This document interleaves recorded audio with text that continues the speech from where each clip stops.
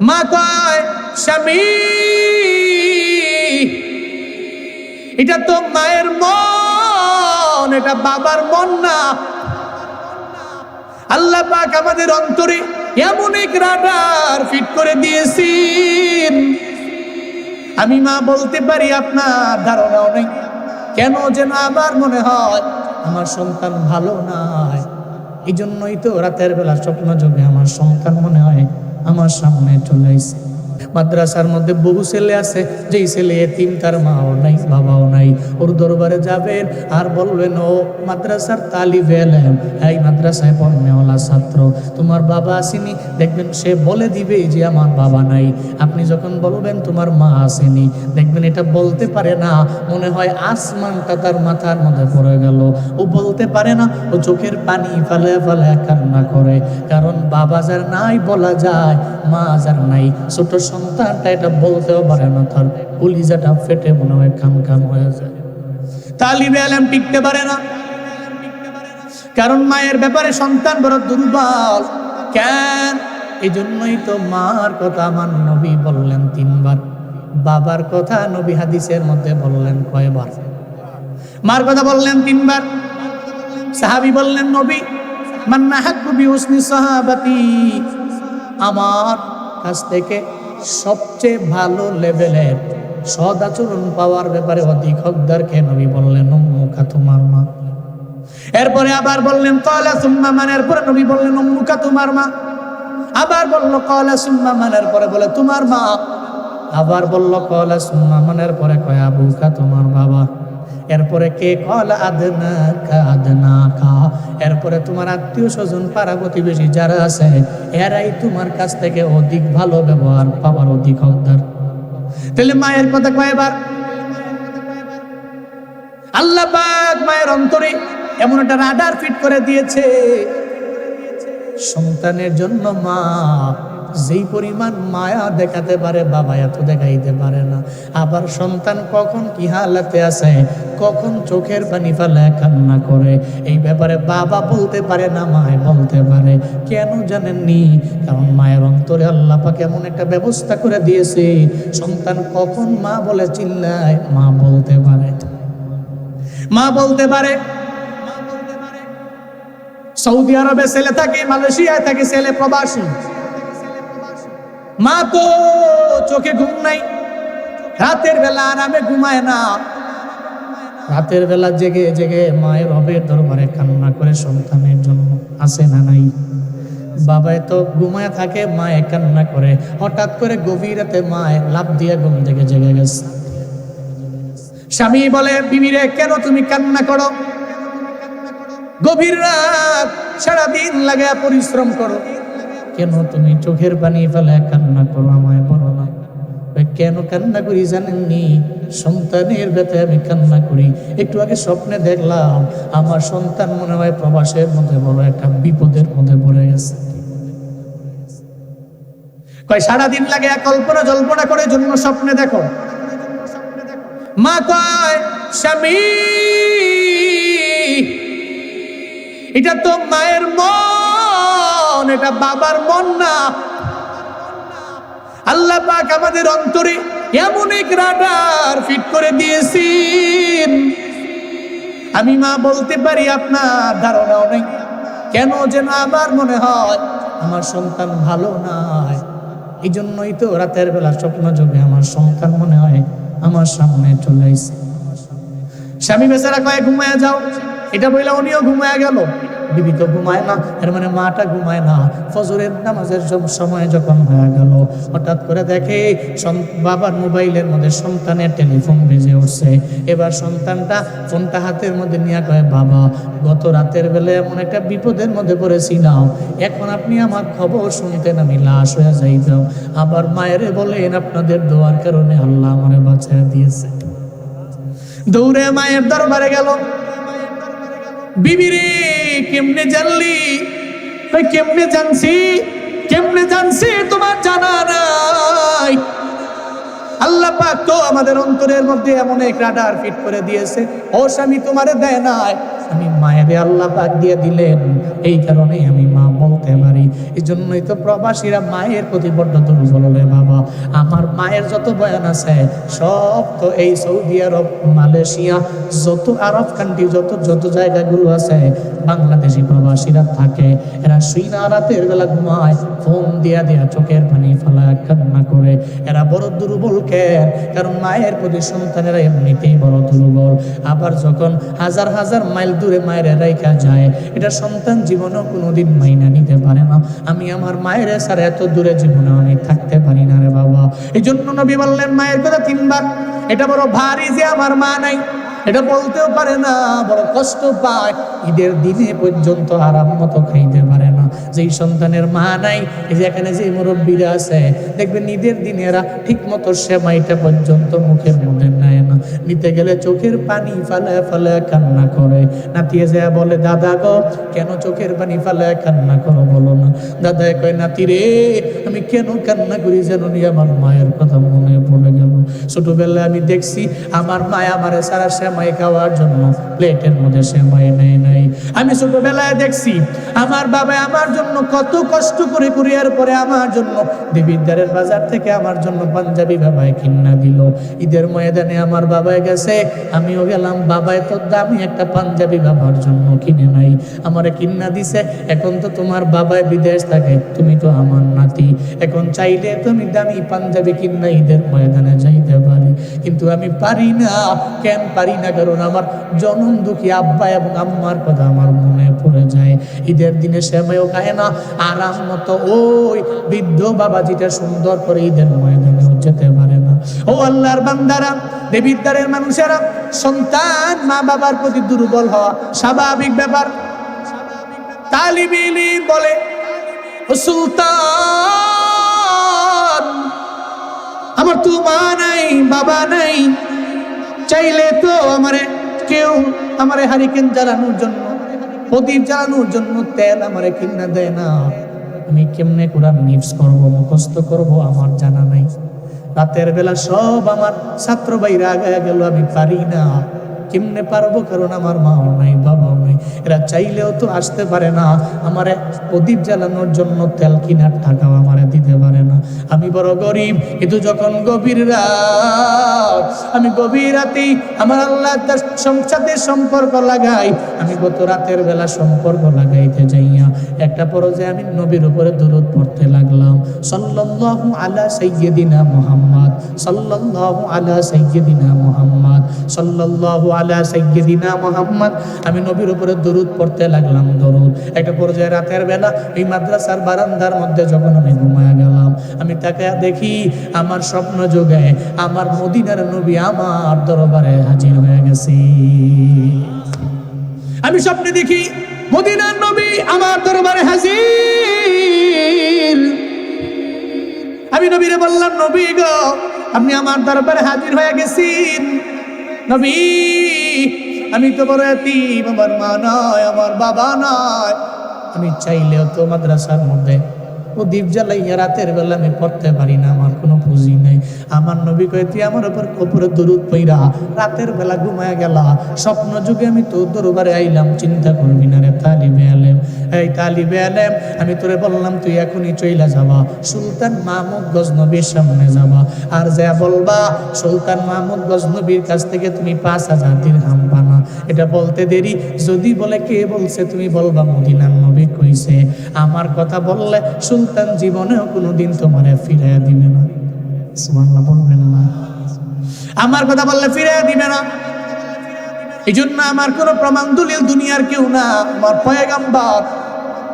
এবার সুলতান মাহমুদ কয়, তোমার মতো তালিবে ইলমের স্বপ্ন যুগে যদি নবী আসে, তাহলে এটা প্রমাণ কি, দলিল কি? তুমি আমারে বলো না, প্রমাণ কি, দলিল কি? তোমার স্বপ্ন যুগে নবী আইছে, প্রমাণ কি? নবী বইলা গেছে মানলাম, নবী তোমার স্বপ্নে আইছে, প্রমাণ কি? আমি জানি আপনি কথা বলবেন। রাতের বেলা নবীর সাথে আমি বলেছি, আপনার কথা যখন আমি বলবো তখন তো সুলতান বলবে প্রমাণ দাও। এই জন্য আমার নবী আমার বইলা দিয়া গেছে, তালিবে আলেম রে চিন্তা নাই, টেনশন নাই, তুমি সুলতান মাহমুদের বলবা, সুলতান মাহমুদ প্রতি রাতের বেলা ঘুমাইতে যাওয়ার আগে আমি নবীর উপরে দরুদ পড়ে 5000 বার। গত এক সপ্তাহ একবারও আমার উপরে দরুদ পড়ে নাই। কেন পড়ে নাই জিজ্ঞাসা করিও। আর যদি মিলে যায় প্রমাণ হয়ে যাবে আমি নবী তোমার স্বপ্ন যুগে হাজির হয়ে গেছি। চিল্লা পড়া যাবে কি মারহাবা? প্রমাণ হয়ে যাবে। তালিবে ইলম এবার বলেন না নবীর উপরে দরুদ পড়েছেন 5000 বার টানা, গত এক সপ্তাহ লাগে কেন পড়েন নাই?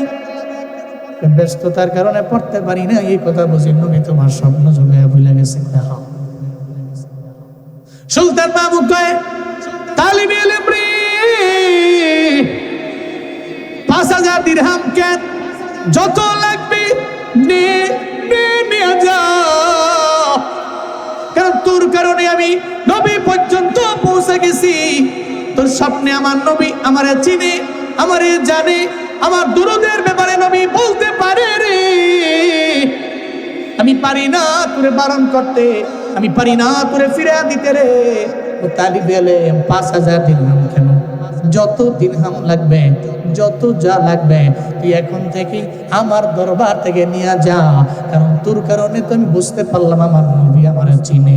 আর আমার নবী যদি আমার দুরুদের কারণে আমারে চিনে তাহলে তো আমি দামি হয়ে গেলাম। আমার দরবার থেকে 5000 দিরহাম শুধু নিবা না, তোমার মরণ পর্যন্ত তোমার যা লাগবে তুমি নিয়ে যাবা। আমার নবীর মহাব্বতে তোমার জিম্মাদারির দায়িত্ব আমি নিজেই নিয়ে নিলাম।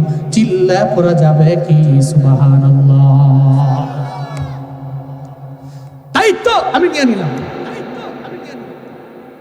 তো নবীর আশিক ছিল মিয়া, আপনি নবীর সত্যিকারের আশিক যদি হয়ে থাকেন আর নবীর ইশক নিয়ে প্রেম নিয়ে যদি দরুদ পড়েন, ইশক নিয়ে প্রেম নিয়ে রাতের বেলা পড়তেছেন সাল্লাল্লাহু আলা সাইয়্যিদিনা মুহাম্মদ, পুরা পুরা আপনি অজু কইরা ডান কাতে হয়ে ঘুমায় গেছেন, একদিন করছেন, 2 দিন করছেন, এক সপ্তাহ করছেন, 1 বছর করছেন, হঠাৎ করে একদিন দেখবেন মদিনার নবী আপনার স্বপ্ন যুগে আইসা হাজির হয়ে গেছে।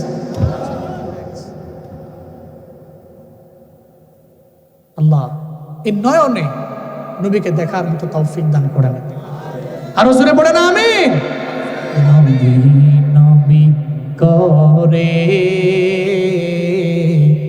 আর কত কাল আমি কাঁদব, কন্যা নবী নবী করে আর কত কাল আমি কাঁদব, আপন নয়নে কবে জানি, আপন নয়নে কবে জানি প্রিয় নবীকে আমি দেখব, নবী নবী করে আর কত কাল আমি, কন্যা নবী নবী করে আর কত কাল আমি। আল্লাহ হয়তো নবীর রওজায় নিয়ে যায়, যদি না নেও তাহলে আমার ঘরের স্বপ্ন যোগে নবীরে আইনা দিও। আমিন পড়বেন না? আরো জোরে চিল্লায়া পড়েন আল্লাহুম্মা আমিন। সুলতান মাহমুদ গজনবী কয় নবীর উসিলায় তোমার পুরা জিন্দেগি দায়িত্ব যা আছে আমি নিয়ে নিছি, যাও যখন যা লাগবে আমার কাছে আইসো। সেই সুলতান, দামি সুলতান, উনি একদিন চিন্তা করলেন সোমনাথ মন্দির,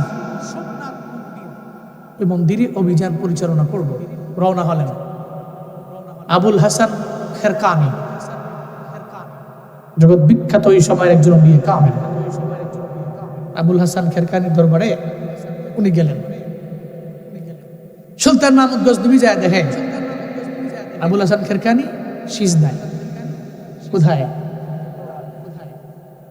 সত্যিকারের যারা রবের খাঁটি বান্দা, আজাইরা সময় নষ্ট করে না, সিজদা দেয়, নামাজ পড়ে, তাহাজ্জুদ পড়ে।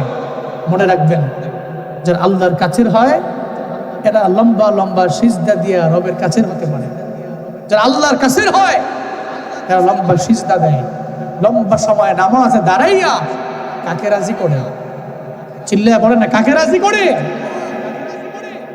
আর যারা ভণ্ড দাবি করে যে আমি বড় একজন ওলিয়ে কামেল, হুদাই নামাজ নাই, আমল নাই, আল্লাহর কাসির হওয়ার জন্য যা লাগবে তার ভিতরে কিছু নাই, মানুষে কয় যে আমি ওলি, আমি বড় পীর, আমারে মানো, আমারে ফলো করো।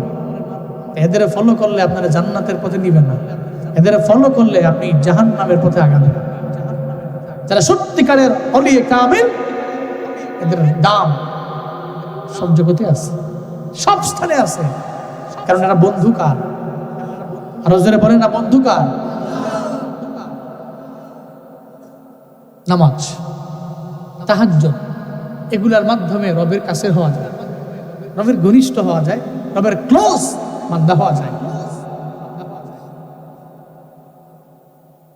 আবুল হাসান খেরকানি উনি সিজদায়, সুলতান মাহমুদ গজনবী গেছেন, দরওয়াজার মধ্যে নক করছে, দরওয়াজা খুলে দেখে আবুল হাসান খেরকানির খাদিম।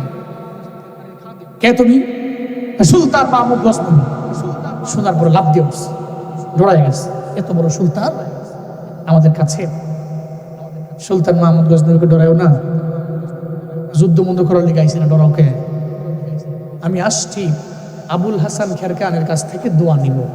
সুবহানাল্লাহ পড়বেন না, দোয়া নিব। আবুল হাসান খেরকানি সিজদায়, ডাকে না, নামাজ পড়ছে, সম্পর্ক লাগাচ্ছে আল্লাহর সঙ্গে। উনি যখন সালাম ফিরালেন, এরপরে আবুল হাসান খেরকানিকে ডাক দিয়ে কয়, হুজুর আপনার কাছে সুলতান এসে। কোন সুলতান? সুলতান মাহমুদ গজনবী। এর মানে এটা না আবুল হাসান খেরকানি সুলতান মাহমুদ গজনবীর কথা শুনলে এক্সট্রা প্রায়োরিটি দিবে, এমন কিছু না। কারণ যারা আল্লাহরে পায়া গেছে, এরা দুনিয়াতে কোনো লিডার, কোনো নেতা, কোনো সুলতান, কোনো দামি মানুষ, কোনো টাকাওয়ালা মানুষ তাকে সাপোর্ট দিবে এ চিন্তা করে না। কারণ আল্লাহকে পাওয়া যার মাকসাদ, আল্লাহকে রাজি করা যার মাকসাদ, ও মনে করে আল্লাহকে রাজি করতে পারলে দুনিয়ার সমস্ত ব্যক্তি আমার কাছে আসবে, আমার তো কারো দরবারে যাওয়া লাগবে না, কারণ বন্ধুকে গুরুত্ব দেয় না। উনি বলে কেন আসছে সুলতান আমার কাছে? সুলতান আপনার দরবারে আসছে দোয়া নেওয়ার জন্য। কিসের জন্য? দোয়া। আসতে বলল, অনুমতি দেওয়া হলো। সুলতান মাহমুদ গজনবী যে ওনার সামনে বসে বললেন, আবুল হাসান খেরকানি কয়, সুলতান তুমি কি চাও আমার দরবারে? তুমি কেন আইলা? আমি আপনার দরবারে কিচ্ছু চাই না, আমার লাগবে দোয়া। আর একটু পুঁজি আমারে শিখিয়ে দিবেন, আমি সোমনাথ মন্দির বিজয় করার জন্য যাব। সোমনাথ মন্দির কেন বিজয় করবা? অভিযান কেন এই জায়গার মধ্যে তুমি পরিচালনা করবা? তুমি আমায় বলো। সঙ্গে সঙ্গে বলতে লাগলো, আবুল হাসান খেরকানি রবের ওলি, সোমনাথ মন্দিরের মধ্যে যেই মূর্তি আছে, ওই সব মূর্তিগুলা, যত মূর্তি আছে সোমনাথ মন্দিরের মধ্যে, সোমনাথ মন্দিরের আশেপাশের লোকেরা এরা মনে করে, চিন্তা করে, নবীজি বাইতুল্লাহর কাবার ভিতরে 360টা মূর্তি ছিল, ওই মূর্তি তো আমার নবী ভেঙ্গে চুরমার করে দিয়েছে। সোমনাথ মন্দিরের লোকেরা এরা বিশ্বাস করত সোমনাথ মন্দিরের মধ্যে ওই মূর্তি আজও আছে। এর মানে আমার নবী চায় না একটা মন্দির এটা দুনিয়ার মধ্যে বেঁচে থাকুক, এটা আমার নবী চায় নাই। এই কারণেই তো ওই মন্দিরের মূর্তিগুলা ভেঙ্গে চুরমার করে দিয়েছে। তাহলে সোমনাথ মন্দিরের মধ্যে আজও পর্যন্ত ওই মন্দিরের মূর্তি, আমার নবীর ভাঙ্গা মূর্তি কেন আদৌ অবশিষ্ট থাকবে? আমি চাই না, আমি চাই যে সোমনাথ মন্দিরটাকে আমার অধীনস্থে নিয়ে আসব, আমার কাছে নিয়ে আসব, অভিযান পরিচালনা করে আমি আমার কাছে আনবো। আমার তো সেই সৈন্যবাহিনী নাই, আমার সেই দলবল নাই, ওলি কামিল, আমি কি করতে পারি আমায় বলেন? আপনার বড় পুঁজি হলো নামাজ, আপনার বড় পুঁজি হলো নামাজ, এছাড়া আপনার বড় কোনো পুঁজি নাই। আপনার পুঁজি হলো নামাজ। সঙ্গে সঙ্গে বলতে লাগলো, আপনি কি করবেন আমি আপনারা শিখাইয়া দিই। ওনার গায়ের মধ্যে একটা জুব্বা ছিল, একটা জুব্বা ওনার গায়ে থেকে কইলা সঙ্গে সঙ্গে বলল, ও সুলতান মাহমুদ গজনবী, ধরেন এই জুব্বাটা আপনি নিয়ে চইলা যান। এই জুব্বাটা নিয়ে সোমনাথ মন্দির বিজয় করার জন্য, অভিযান পরিচালনা করার জন্য আপনি যাবেন। আপনার ডানে বামে সামনে পেছনে যেই সৈন্যবাহিনীরা থাকবে এরা সব চলে যাবে, আপনি যাবেন না। একটা তাঁবুর মধ্যে ঢুকবেন, ওই তাঁবুর মধ্যে দুইটা সম্পর্ক লাগাবেন আমার আল্লাহর সঙ্গে।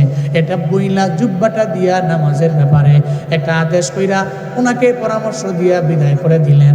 চলে আসলেন সুলতান মাহমুদ গজনবী। এবার অভিযান পরিচালনা করার জন্য সৈন্যবাহিনী নিয়ে সুলতান মাহমুদ যখন হাজির, সঙ্গী সব সৈন্যবাহিনীরা দল বলেরা সব সোমনাথ মন্দিরের কাছে যখন বিললেন, সোমনাথ মন্দিরের দরবারে সবাইরে পাঠাইয়া দিল। সুলতান যায় না, সুলতানকে আমি পরে আসবো। এটা তাঁবুর মধ্যে ঢুকলো, তাঁবুর মধ্যে ঢুইকা সঙ্গে সঙ্গে যায় নামাজ বিছাইয়া দিল। কারণ মুমিন জানে বিপদ থেকে বাঁচাইতে পারে আমার আল্লাহ, আমার বিপদ থেকে বাঁচাইতে পারে আমার নামাজ। এই আমরা তো বিপদের মধ্যে পড়লে আগে মানুষের বলি, আগে ফেসবুকে বলি, আগে টিকটকে বলি, আগে ফেসবুকের স্টোরির মধ্যে দেই, আছে না নাই? হ্যাঁ, ঝামেলা পড়ে গেছি স্টোরির মধ্যে খালি সেট বাজনা বুজনা দিয়া সমানে। একদিন আমার খুব পরিচিত একজন ফেসবুকের স্টোরির মধ্যে খালি প্রতিদিন এমন সেট, আই সুবহানাল্লাহ, এমন হয় যে মরে গেছে গা, এমন অবস্থা আছে না। এগুলো আবার নামায় করতে গেছে, নামায় ওরা এই স্টোরি দিয়ে রাখে, পিছনে ব্যাকগ্রাউন্ডে সাউন্ড বাজে, মানে ও দুঃখে আছে, ও ঝামেলা আছে, ও ডিপ্রেশনে আছে, হতাশায় আছে, ও বুঝায়। আমি ওর মেসেঞ্জারে নক করলাম, কি রে এমন করতেছো কে, এগুলো কি দিতেছো প্রতিদিন লাগে? ভাই কই না, ঝামেলায় পড়ে গেছি বিশাল। কি ঝামেলায় পড়ছো? প্রেম করছি এক মাইয়ার লোকে 3 বছর লাগে, যা ছিল সব তার জন্য দিয়ে দিছি। 3 বছর পরে এখন তো ভালো একটা পরিবার পেয়ে চলে গেছে গা, ওই মাইয়াও গেছে গা, মায়ের আব্বা আম্মাও রাজি না, মাইয়াও রাজি না, সব গেছে গা হলে আমার। এই যে টাকা পয়সা দিলাম 3 বছর লাগে, কারে দিলাম, কারে খাওয়াইলাম, এই চিন্তায় গত 3-4 দিন কোনো খানা নাই, খালি ফেসবুকে স্টোরি মারতাছে খেলে। হ্যাঁ, ওই সেকা টাকা খায়া আরে নারে বন্ধুরে আর হাটে একজনে জিগা, কিরে এমন খরচ কে, কইও না গেছি আমি শেষ। এমন আছে না নাই? এটা তো হারাম রিলেশনের বিপদ। রিয়েল লাইফে বিপদ নাই এমন কোন মানুষ আছে? মুসিবত নাই, বিপদ নাই, ঝামেলা পোহাতে হয় না এমন কোন ব্যক্তি কি আছে? নাই। সবার ঝামেলা আছে, বিপদ আছে, মুসিবত আছে, ঝামেলা পোহাতেই হবে। জমিনটা এমনই, পৃথিবীটা এমনই, দুনিয়াটা এমনই। আপনি বিপদে পড়বেন, ঝামেলায় পড়বেন, সফল হওয়ার লক্ষ্যে আপনার অনেক বাধা ঘাট প্রতিঘাত অতিক্রম করে পাস করে আপনার যাওয়া লাগবে। কাটাহেরি খেলতো কেন কমলতলিতে, দুঃখ বিনা সুখ লাভ হয় কি মহিতে। পৃথিবীতে আপনি সুখী হবেন, দুঃখ ছাড়া ইম্পসিবল। আর যারা দুঃখ ছাড়া ধৈরাই দেখতেছে পরিবারের মধ্যে আসার পরে সচ্ছলতা সফলতা, এই পোলাপানগুলো মানুষের মতো মানুষ হতে পারে না। তখন দেখে যে সম্পত্তি তো বাপদাদার আছে, কয়েকদিন পরে পরে এতে বাইক ফাল্লায়, চুলের কাটিং দেয়, আর আইফোনের নতুন আপডেট মডেলটা ইলিগালি কিনলাম। তা কিরে হেতে এমনি চলে কেমনে? হ্যাঁ কি পাস? TTCM পাস, টু কোম্পানির ম্যানেজার। বুঝলেন না? হ্যাঁ টু কোম্পানির ম্যানেজার। হাডে হুডে ঘুরে, চুলে কাটিং দেয়, ফোন চালায়, না পড়াশোনা, না কোনো ভালো কাজ, না কোনো সামাজিক খাতে তার কোনো পাঁচটা অবদান। আজ এরা ঘুরে ঘুরে খায়, এর কামি এটা। কি করে? বাপদাদার সম্পত্তি আছে, বেচে খায়, চলে ঘুরে। মনে রাখবেন, এর কাছে সম্পদের কোনো কদর নাই। কিন্তু দুঃখ দুর্দশা ঘাম ঝরিয়ে যে ব্যক্তি সুখ অর্জন করেছে, প্রকৃতপক্ষের সুখী তো ওই ব্যক্তি। পৃথিবীটা এমনই, এখানে বিপদ মুসিবত ঝড় ঝাপটা সব আসবে, এটা পার হয়ে আপনাকে সুখের সাগরে যাওয়া লাগবে। বাস্তবতা এটাই। তো বিপদে পড়লে, মুসিবতে পড়লে আপনি ঘাবড়াবেন না, তাওয়াক্কুল করবেন কার উপরে? আরো জোরে বলেন না, কার উপরে? ফাইদা আযামতা ফাতাওয়াক্কাল আলাল্লাহ ইন্নাল্লাহা ইউহিব্বুল মুতাওয়াক্কিলিন। চিল্লা জোরে করে পড়েন আল্লাহু আকবার। আল্লাহ পাক বলেন, সিদ্ধান্ত নিতেছো তাওয়াক্কুল করবা কার উপরে?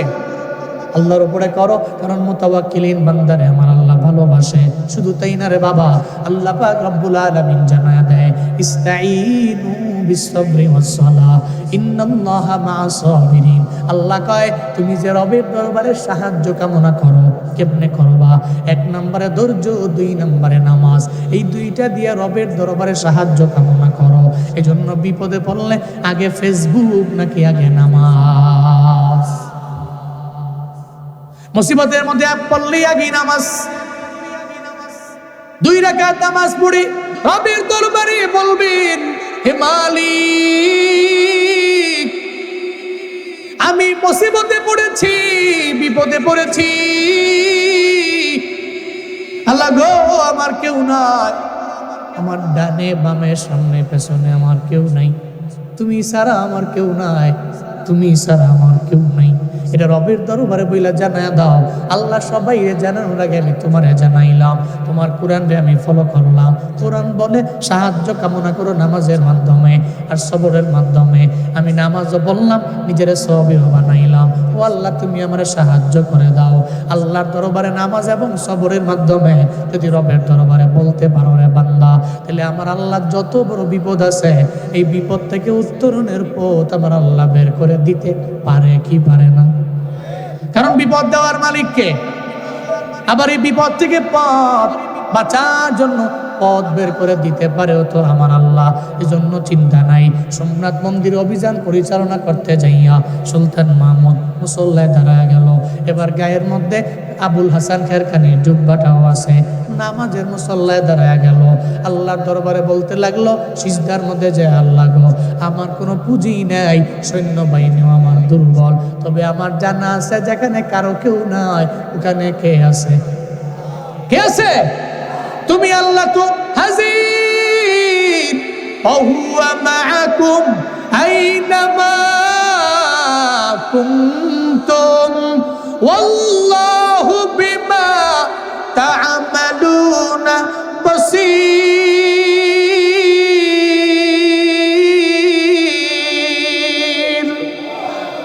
আল্লাহ কয় বান্দা তুই যেখানে আমি আল্লাহ তো সেখানে। হুয়া মাআকুম মাইনামা কুনতুম, তিনি তোমাদের সঙ্গে আছে যখন তোমরা যেখানেই যাও। আল্লাহ সঙ্গে আছে। আল্লাহু বিমা তা'মালুনা বাসীর, তোমরা যা করো আর না করো আমার আল্লাহ সব চক্ষু দিয়ে আমার আল্লাহ দেখতে পায়। কুদরতি চক্ষু আছে, ওই কুদরতি চোখ দিয়ে আমার আল্লাহ জানতে পারে, আমার আল্লাহ বুঝতে পারে, আমার আল্লাহ দেখতে পারে। এই দেবিদ্বারের মানুষেরা, এর মানে বিপদে পড়া সুলতান মাহমুদ গজনবী নামাজের মুসল্লায় দাঁড়ায় গেল। সিজদাকে আল্লাহকে বলতে লাগলো, ও আল্লাহ আমার কেউ নাই, তুমি ছাড়া আমার আল্লাহ, আমার বিপদের মধ্যে তুমি ছাড়া আমার কেউ নাই। আল্লাহর দরবারে বলতে লাগলেন। সুলতান মাহমুদ গজনবী রবের দরবারে বলে, এদিকে তাঁবুর মধ্যে একটু পরেই অভিযান পরিচালনা করে সব দলবলেরা তাঁবুর মধ্যে এসা কয়, সুলতান রে চিন্তা নাই, টেনশন নাই, আপনার মনের আশা আল্লাহ পাক পূরণ করে দিয়েছে। সোমনাথ মন্দিরটা আমাদের হাতে বিজয় হয়ে গেছে। সুলতান মাহমুদ কয়, আমার সৈন্যবাহিনী বড় দুর্বল, আমি চাইলেও তো পারতাম না। কেন পারছি জানো? আমার কোনো পুঁজি ছিল না, আমার সৈন্যবাহিনী ছিল দুর্বল, আমার তরবারির সংখ্যা কম, আমার ঘোড়ার সংখ্যা কম, আমার তীর মারনেওয়ালাদের সংখ্যা কম। সব আমার কম হতে পারে, তবে আমার নামাজের পাওয়ার আছে। আল্লাহ পাক নামাজের মাধ্যমে সুন্নাত মন্দির আমার হাতে দিয়া দিছে। আমি বিজয় কইরা আবার গুজনির মধ্যে আমি ফিরতে পেরেছি। নামাজ 1 নম্বরে কি? আপনারা বিপদ থেকে বাঁচাবে, মুসিবত থেকে বাঁচাবে, মুনকার কাছ থেকে বাঁচাবে, ফাহশা কাছ থেকে বাঁচাবে, আপনার গুনাহ থেকে সে দূরে সরায় নেবে। ধরতে পারবো নামাজ ইনশাআল্লাহ? ধরতে পারবো তো ইনশাআল্লাহ? ও মিয়া, আপনাদের এলাকায় হিন্দু আছে না? আছে না নাই? আছে তো হিন্দু। তো হিন্দু আপনি পাঞ্জাবি পড়েন, হিন্দু কি পাঞ্জাবি পড়ে না? পড়ে। অনেক সময় দেখবেন হিন্দু মাথায় টুপি লাগাইছে, হ্যাঁ চিন্তা করে টুপি লাগালে কি হয়েছে, লাগাইছি। বহুত হিন্দু আছে, আপনি বলবেন যে তুই কত কালেমা, হে কয় কালেমা, লা ইলাহা ইল্লাল্লাহ কই লাইছে, লা ইলাহা ইল্লাল্লাহ, এর মানে কি মুসলমান বলে দিছে, এমনি মজা করে বলতেছে। একটা হিন্দু যে দোকানে যায়, ওই দোকানে কি আপনি যান না? যান কি না? একটা মুদির দোকানে হিন্দু গিয়েছে, আপনি গিয়েছেন, সে ওখান থেকে মাল কিনেছে, আপনিও কিনেছেন।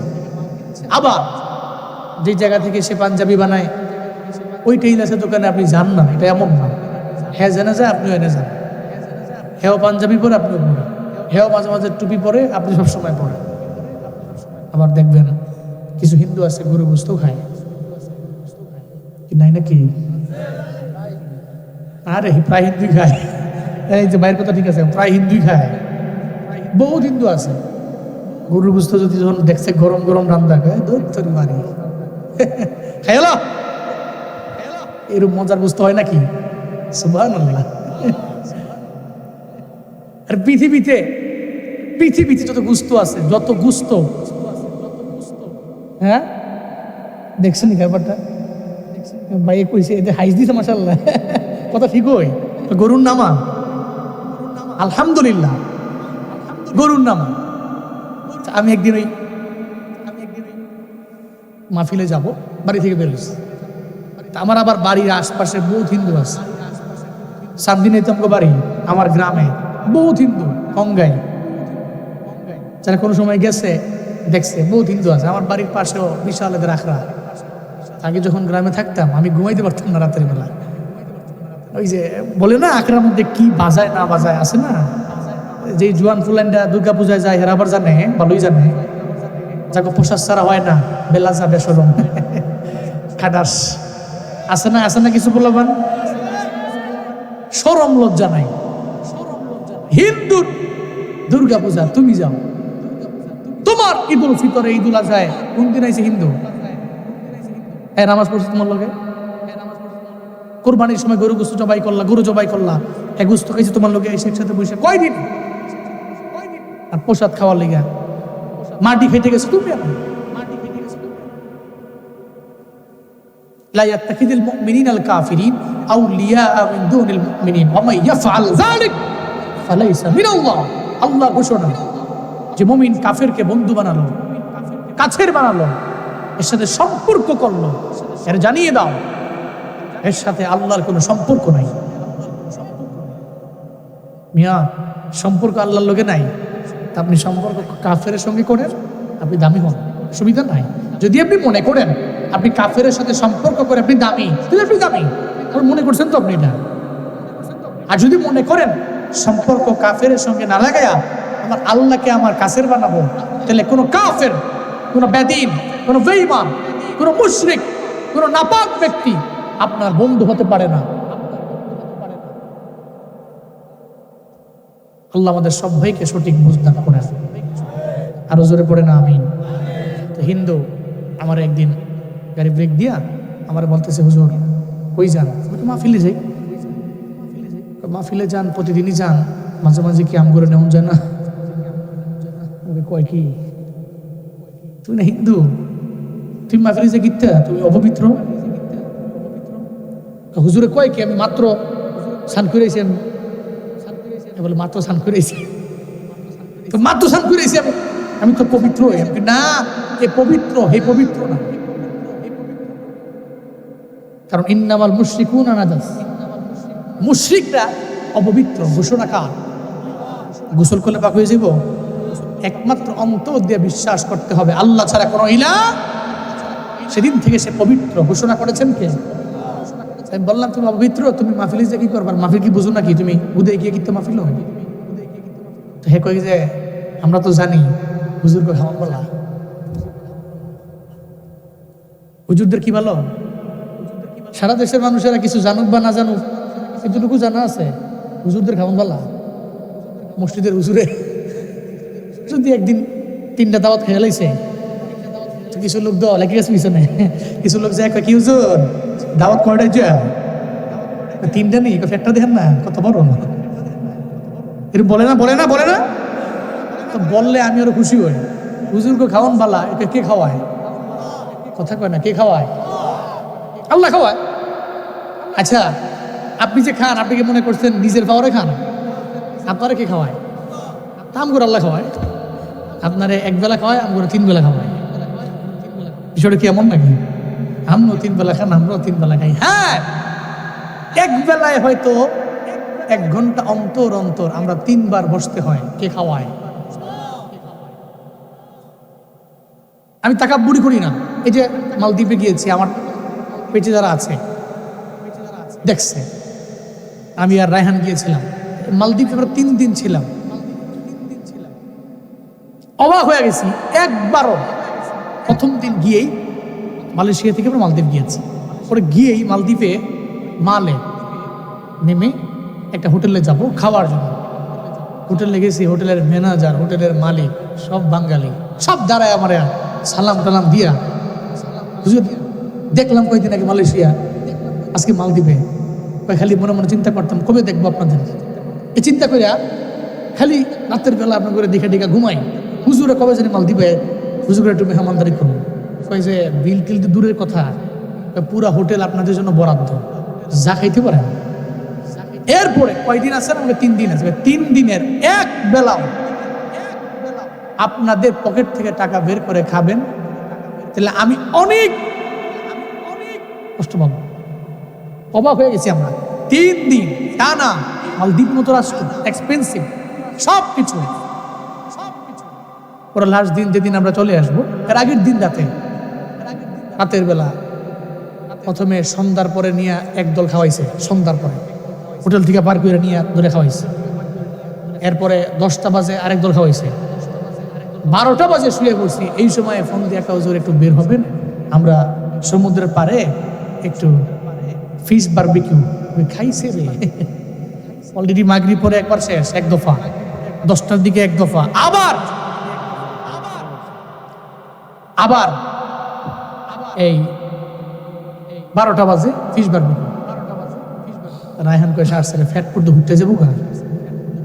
তো চিন্তা করলাম, মিয়া মানুষ যে বলে হুজুররা খায় বেশি, হুজুররা পরে করে খায়, এই খায় সেই খায়, কে খাওয়ায়? চিল্লা বলেন না, কে খাওয়ায়? আল্লাহ পাক খাওয়াচ্ছেন, আলহামদুলিল্লাহ। এই জন্য আমরা এটা ফখর করে বলি, রিজিক তো আল্লাহ। আমি আমার ঘরে খাই, অন্যের ঘরে খাই, ওখানে খাই, ওখানে খাই, জেনেই খাই, আল্লাহ তো খাওয়াচ্ছেন, আল্লাহই তো পাচ্ছেন। আমাদের খালিক, আমাদের মালিক, আমাদের রজ্জাককে। তো হিন্দু বলায় কয় হুজুরে খাওয়ান পালা।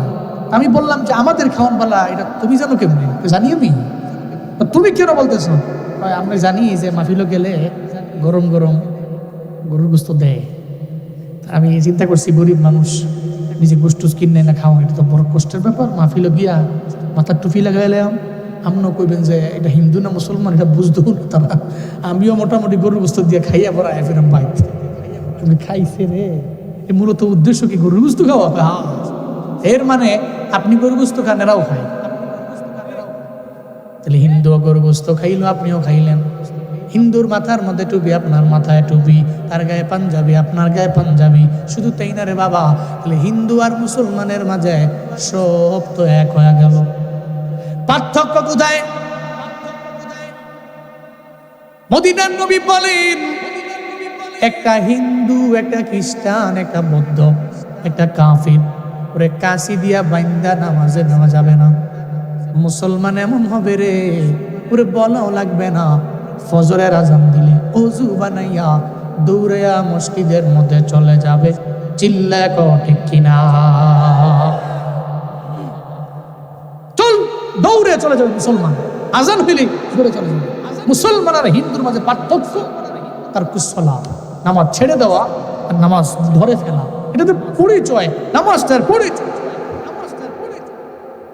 তাহলে মুমিনরা সফল কাম হয়ে গেছে। 1 নম্বর গুণ, এদের ভিতরে নামাজ আছে। চিল্লায় বলেন কি আছে? জোরে বলেন না কি আছে? নামাজ আছে।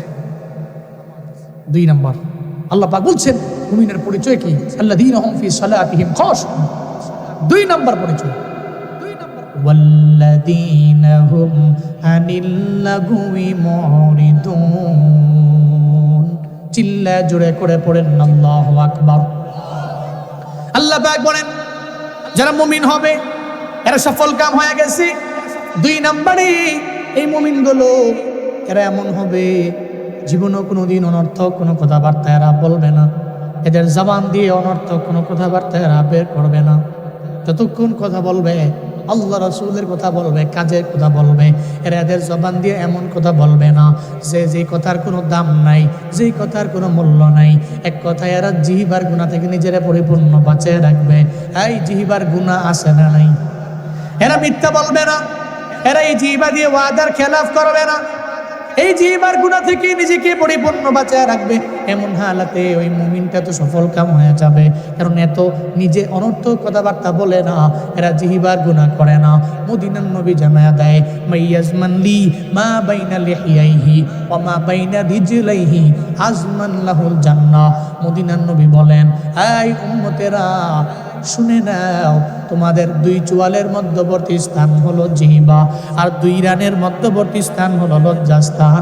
এই 2টা জিনিসের হেফাজতের দায়িত্ব যেই উম্মত নিয়ে নিবে, এই 2টার গুনাহ থেকে নিজেরে যে বাঁচায় রাখবে, আজমান লাহুল জান্নাহ।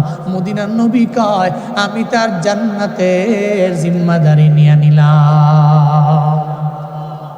জিহ্বার গুনাহ নাই, লজ্জাস্থানের গুনাহ যার নাই, মদিনার নবী কয় ওর জান্নাতের জিম্মাদারি আমার।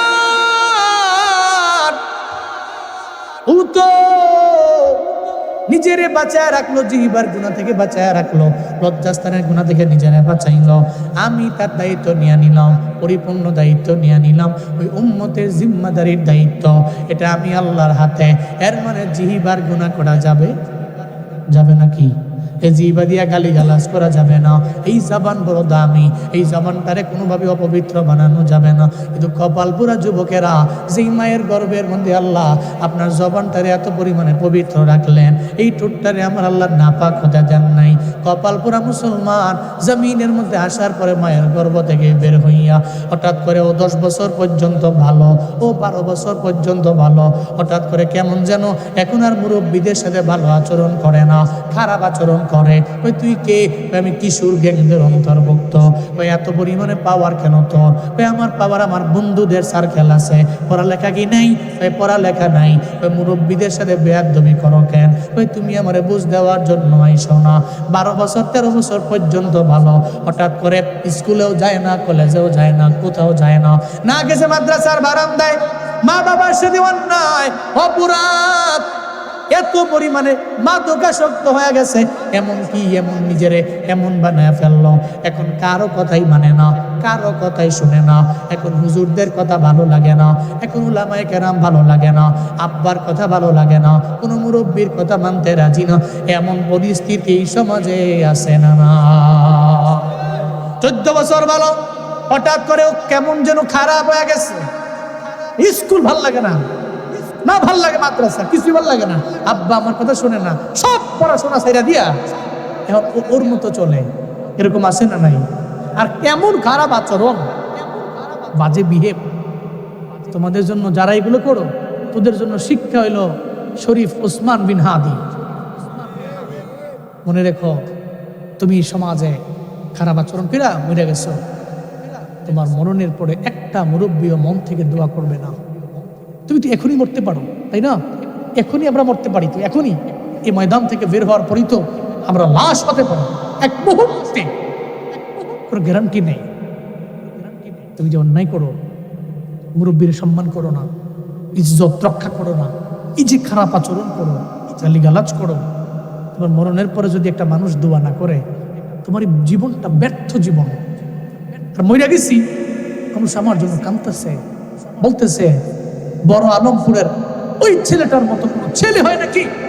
তো ভালো ছেলে, তোমার 50 বছর, 30 বছর, 17 বছর, 15 বছর, 20 বছরের লাইফ, সফল লাইফ, যে কোনো সন্দেহ নাই। জীবনটাকে এমনভাবে সাজাতে হবে। ইয়াংরা, তুমি স্কুলে পড়ো, কলেজে যাও, ভার্সিটি যাও, মাদ্রাসায় পড়ো, কামিল পাস করো, এদিকে দাওরা করো, তুমি মাস্টার্স কমপ্লিট করো, যাই করো, বিনয়ী হও, তাকাব্বুরি নিয়ে চলো না। আর মাদকদ্রব্য সেবন থেকে নিজেকে বিরত রাখো। এই জবানের দাম আছে না? এই মুখটা পবিত্র, এটাকে পবিত্র রেখে আল্লাহকে ডাকলে আল্লাহ সাড়া দিবে। আর যেগুলাই এই গাঞ্জা গুঞ্জা খায়, ইয়াবা খায়, মদ খায়, ডাইল খায়, আছে না নাই? দেখবেন যে খাইয়াটাইয়া তারে না রে বন্ধুরে, তারে না রে বন্ধুরে, আছে না নাই? এমনি এমনি হাঁটে। আমি একদিন এক গাঞ্জা করে জিজ্ঞেস করছিলাম, কিরে তুই গাঞ্জা খায় কি মজা মজ কদি? হ্যাঁ আমারে কয়, হুজুর তো বুঝেই না, আপনি যে গাড়িটা বইছেন না, আমি গাঞ্জা খেলে মনে হয় গাড়িটা আমার গাড়ি। আসলে তোর তো এর গাড়ি না, কারণ এটা মনে হয় যে গাড়িটা আমার। এই যে চারদিকে যানবাহন যে বিল্ডিং দেখতেছেন না, তাহলে মনে হয় যে সব আমারও হয়। মানুষ টানুষ যা আছে খালি আমারই মনে হয় সব আমার বাহিনী, আমার দল, সব ধরে আলাম মুখে এলাম। এর লেগে গাঞ্জা মুঞ্জা খাই আর কি। কিন্তু এটা হালাল না হারাম? বলো না, হালাল না হারাম? এই নেশা দ্রব্য সেবন করা হারাম, স্পষ্ট হারাম। কে বলেছেন? আমি এই জন্য মাঝে মাঝে কিচ্ছা কই, এক দুই মদখুরের কাহিনী। দুই বন্ধু মদ খাইছে, খাইয়া মদ্যপান করে মাথা মুথা টালটুল হইয়া পরে এরা হাঁটতাছে গুলিস্তান দিয়া। গুলিস্তানে হাঁটতাছে, এক বন্ধু আরেক বন্ধুরে কয়, দুইজনে কিন্তু মদখুর, কয় বন্ধু গুলিস্তানের এই 10 তলা বিল্ডিং রাস্তার পাশে ছিল, রাস্তার মাঝে কেমনে আইল? যার কাছে কয় হে আরেক মদখুর, তো একজনে কয়, আরেক বন্ধু হইনা কয় হেসাই তো 10 তলা বিল্ডিং রাস্তার পাশে ছিল, রাস্তার মাঝে কেমনে আইল? তো কি করা যায়? সমাধান হইলো, চল দুইজনে ধাক্কাইয়া সোজা করে দিই। 10 তলা বিল্ডিং রাস্তার মাঝ থেকে বলে রাস্তার পাশে ধাক্কাইয়া সোজা করে দিব। দুইজনে মিলে ঢাকাইতেছে, দুইজনই মদখুর, ঢাকাইতেছে সমানে। মোটামুটি 10 মিনিট ঢাকাইছে, বুঝেন নাই? 10 তলা বিল্ডিং ধাক্কানি ঘাম কেড়ে নাকি শরীরে যেটা সিহুন ঘাম দিয়া লাইছে, ভিতরে গেঞ্জিটা ভিজে হাসুবা শুরু হয়ে গেছে। বন্ধু কাপড় চোপড়ি খুললালো, খুললা ফোর ধাক্কাও। রাস্তার কাছে গিয়া কাপড় টাপড়ি খুললা রাস্তার মধ্যে রাখছে। 10 তলা বিল্ডিং সমান ঢাকাই দিচ্ছে। এই গুলিস্তানের চোরে আবার এদের কাপড় চোপড় যা রাখছে দেখা লাইছে। গুলিস্তানের চোর তো স্বেচ্ছা চোর, বুঝেন নাই? ফার্স্টে ফেলে দৌড়বে দৌড়বো, যা পাইছে এর কথা হলো যা পাইছি পাইছিও নিয়েই বেচলাম। একটু পরে 100, 150 পেয়ে বেচলাম, যা পাইছি তাই না। গুলিস্তানের চোর দেখছে যে এরা 10 তলা বিল্ডিং ঠেলতেছে, আবার দি কাপড় চোপড় খুললে এরা ঠেলতেছে, এরা এদের কাজে মগ্ন, আর চোরে চুরির কাজে মগ্ন। কাপড় চোপড় টাপড় লইয়া সব বেঁচে গেছে, চুরি করে লইয়া এরাও ঠেলতেছে। টানা মোটামুটি আধা ঘন্টা 40 মিনিট ঠেলছে 10 তলা বিল্ডিং ঠেলা। তো বন্ধু কই যে, এক বন্ধু পিছনে দেয়া দে কাপড় চোপড়টি নাই। তো আরেক বন্ধুরে কয়, বন্ধু বাদ দে, বাদ দিমু কে রে? 10 তলা বিল্ডিং যদি নাড়াইতে না পারি, তাহলে আগামীকাল সমস্ত বাসগুলো আইসা অ্যাক্সিডেন্ট করবে। ঠেল না বন্ধু, ঠেলে লাভ নেই। আমার কাছে মনে হয় যে গুলিস্তান থেকে ঠেলতে ঠেলতে এটা আমরা একবারে সংসদ ভবন পর্যন্ত নিয়ে ঘুরছি। আর কয় কি কি কস না কস, নাহলে পিছনে ফিরা দেখ, জেনে কাপড় চুপুটি রাখছিলাম ওইটাই দেখা যায় না। কাপড় চোপড় যেন রাখছে এইটা বলে দেখা যায় না, কিন্তু চুরি করে রয়ে গেছে, কই যেও পারে না। 10 তলা বিল্ডিং ঠেলতে ঠেলতে আর মাজা বাঁকা। এই জন্য মদ্যপান করা হালাল না হারাম? এজন্যই মাদকদ্রব্য সেবন করা হারাম। ইন্নামাল খামরু ওয়াল মাইসিরু ওয়াল আনসাবু ওয়াল আজলাম রিজসুম মিন আমালিশ শাইতান ফাজতানিবুহু লাআল্লাকুম তুরহামুন। চিল্লা জোরে করে পড়েন আল্লাহু আকবার। আল্লাহ পাক বলেন, ইন্নামাল খামর, নিশ্চয়ই মদ, ওয়াল মাইসির এবং জুয়া, ওয়াল আনসাব এবং প্রতিমা, ওয়াল আজলাম এবং লটারি, রিজসুম মিন আমালিশ শাইতান, এটা জীবনেও কোনোদিন কোনো মুমিন বান্দার আমল না, কোনো মুমিন বান্দার কাজ না, এটা শয়তানের কাজ। এই উম্মতেরা, এটা থেকে নিজেকে পরিপূর্ণ, নিজেকে বিরত রাখো। মদ্যপান করা যাবে না, নিজে আঞ্জা দিয়া ধরে গাঞ্জা খাওয়া যাবে না। হালাল না হারাম? নিষেধ করেছেন কে? আরো জোরে চিল্লায়া বলেন কে? আল্লাহ আমার যুব সমাজকে মাদক দ্রব্য সেবন করা থেকে হেফাজত করেন। আরো জোরে চিল্লায়া বলেন আমিন। তাহলে এই জবান পবিত্র, অনর্থক কথাবার্তা বইলা আর মাদক দ্রব্য সেবন করে এই জবানকে ধ্বংস করা যাবে না। 2 নম্বর। 3 নম্বর আল্লাহ পাক বলছেন ওয়াল্লাযীনা হুম লিযাকাতি ফাইলুন, যাকাতের ব্যাপারে এরা অগ্রগামী হবে। যাকাত ফরজ হলেই যাকাত দিবে, এটাকে জরিমানা মনে করবে না, মনে করবে যাকাত দিলে সম্পদের মধ্যে আল্লাহ পাক বরকত বাড়ায় দিবে, চিন্তা করে এরা যাকাত দিবে। 4 নম্বরে ওয়াল্লাযীনা হুম লিফুরুজিহিম হাফিজুন, এটা আগেই বলেছি, এরা এদের লজ্জাস্থানের, এদের সতীত্বের হেফাজত করে চলবে। লজ্জাস্থানের গুনাহ থেকে বাঁচতে পারলে আর এই জিহ্বার গুনাহ থেকে বাঁচতে পারলে নবী জান্নাতের জিম্মাদারি নিয়ে নিবে। তো নবী যে জান্নাতের জিম্মাদারি নিয়ে নেয়, তাহলে কি সফল না ব্যর্থ? কথা বলেন না, সফল না ব্যর্থ? তাহলে মুমিনরা অলরেডি সফল কাম হয়ে গেছে। এদের গুণ কি? 1 নম্বরে নামাজ। কি? আমরা 5 ওয়াক্ত নামাজ পড়বো ইনশাআল্লাহ। পারবো না ইনশাআল্লাহ? আল্লাহ তৌফিক দান করেন। 1 নম্বরে 5 ওয়াক্ত নামাজ পড়বেন। 2 নম্বরে এই জিহ্বা, এই জবান পবিত্র, এটা দিয়ে মিথ্যা বলা, ওয়াদা খেলাফ করা, গালমন্দ করা, এগুলো করবো না। জিহ্বার গুনাহ থেকে নিজেকে বিরত রাখবো। 2 নম্বর। 3 নম্বর, যাকাত ফরজ হলেই যাকাত দিয়ে দেবো ইনশাআল্লাহ। নিজে এগুলা নিজের মনে কইরা ব্যাংকে রেখে দিলাম, জমা করে গেলাম, এফডিআর করে রাখলাম, এমটিডিআর করে রাখলাম, কার জন্য করলাম?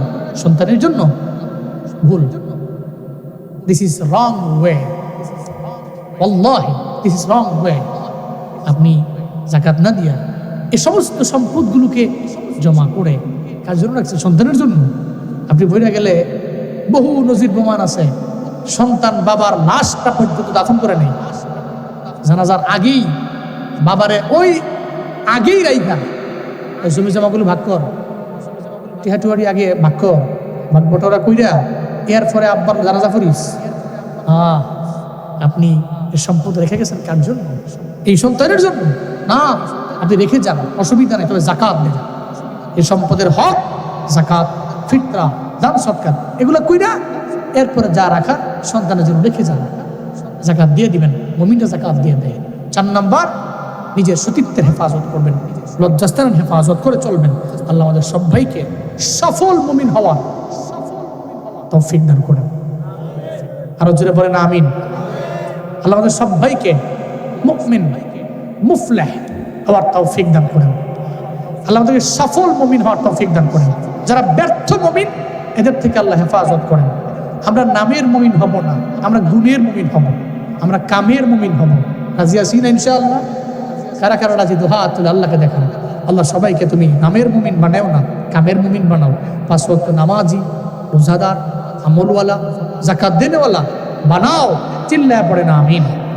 হাত নামান। আজকের মাহফিলে যে বড় আলমপুরের বিনাই পাড় আদর্শ 4 নং ওয়ার্ড থেকে আমাকে রিকোয়েস্ট করা হয়েছে, এই জন্য আমি মাঝখান দিয়ে মাদক দ্রব্যের ব্যাপারে ওটাকে বললাম, ইয়াংদেরকে বললাম এটা দরকার আছে। কারণ এই যুব সমাজ যদি ঠিক হয়ে যায়, তাহলে সমাজটা অটোমেটিক ঠিক হয়ে যাবে। মুরব্বীরা কি এই শক্তিও আছে? নাই তো। যে দায়িত্ব যেগুলো যা আছে, মুরব্বীরা থেকে মাথা পরামর্শ দেয়, বাকি সব করে কারা? জুয়ান পোলাপান, যুবক না, এদের রক্ত গরম। এই জন্য ইয়াং সোসাইটি এরা ঠিক, আমাদের সমাজ, আমাদের পাড়া, আমাদের মহল্লা ঠিক হয়ে যাবে। তো এদের একটা লক্ষ্য আছে, বড় আলমপুর বিনাই পাড় আদর্শ 4 নং ওয়ার্ডের এদের লক্ষ্য, আমাদের লক্ষ্য একটি মাদক মুক্ত মানবিক সুন্দর সমাজ গড়ে তোলা। আল্লাহ এদের এই উদ্দেশ্য কবুল করেন। আরো জোরে পড়ে না আমিন। আমরা মানব কল্যাণ, মানব সেবাকে সর্বোচ্চ গুরুত্ব দিয়ে গরিব, অসহায়, দুস্থ, প্রান্তিক মানুষের পাশে দাঁড়াই। যুব সমাজকে সচেতন করা, কল্যাণমূলক কার্যক্রম পরিচালনা এবং সেবামুখী উদ্যোগ নেওয়াই আমাদের প্রতিশ্রুতি। আল্লাহ এই ওয়াদা পূর্ণ করার তৌফিক দান করেন। জোরে পড়েন আমিন। আমার ভাইরা আসছেন, দোয়া নিয়েছেন, আমিও দোয়া দিচ্ছি, আপনাদের কাছে দোয়া চাচ্ছি যাতে এরা এদের যে মিশন সাকসেস করতে পারে। আমিন পড়বেন না বাবা? এটা নিঃসন্দেহে একটা ভালো মিশন, মানব সেবায় এগিয়ে যাওয়া। সবার উপরে মানুষ সত্য, তাহার উপরে নাই মানব সেবা। ভালো কাজ, হিউম্যানিটি ভালো কাজ, মানুষের কল্যাণ এগিয়ে যাওয়া ভালো কাজ, এই সমাজকে পরিবর্তন করা, ইয়াংদেরকে ভালো করা ভালো কাজ, ভালো প্রতিশ্রুতি। তেমন প্রতিশ্রুতি প্রত্যেকটা সমাজ থেকে যদি একটা টিম নেয় তাহলে আমার সমাজ পরিবর্তন হবে। আপনি আমার দেশ পরিবর্তন করতে বলতেছেন সবাই রে, কেন? আপনি নিজে পরিবর্তন হন, আপনার সমাজটাকে আপনি চালান, আপনি নিজে পরিবর্তন করে ফেলেন, এই সমাজ সুন্দর হবে। আল্লাহ আমাদের দেশকে শান্তিময় সুশৃঙ্খলময় একটা দেশ হিসাবে আল্লাহ কবুল করেন। সকলে পড়েন আমিন। সমস্ত বিশৃঙ্খলা থেকে আল্লাহ আমাদের হেফাজত করেন। সকলে চিল্লায়া পড়েন আমিন। আল্লাহুম্মা সাল্লি আলা সাইয়্যিদিনা নাবিয়িনা শাফিনা হাবিবিনা মাওলানা মুহাম্মদ সাল্লাল্লাহু তাআলা আলাইহি ওয়া আলা আলিহি ওয়া সাহবিহি ওয়া বারাকা ওয়া সাল্লাম।